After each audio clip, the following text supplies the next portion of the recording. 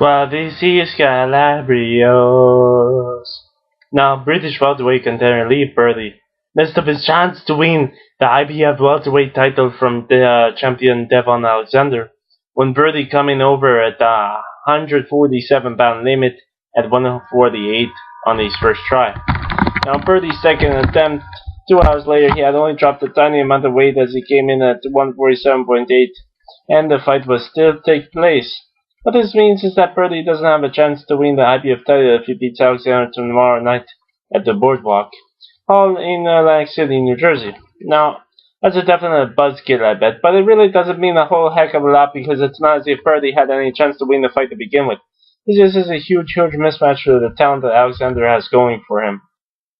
Now, Calabrios has a feeling that Purdy just put a token effort in to trying to drop that pound because it's not hard to lose 1 pound in 2 hours, but he only lost less than half a pound. That tells me that he's focusing instead on trying to get the win and isn't worried about the strap. That makes sense because if Purdy wins the fight, he's going to get another crack at Alexander's title because Devon would want a rematch to avenge the loss.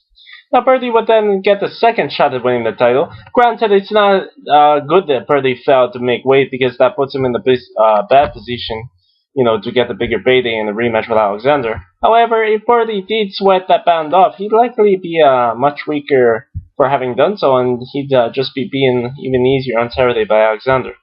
Now, Calabrios thinks it's better for him to be bigger so he can at least have a slight chance of winning, rather than zero chance. It is worrisome that Purdy is about to make way for a second straight fight.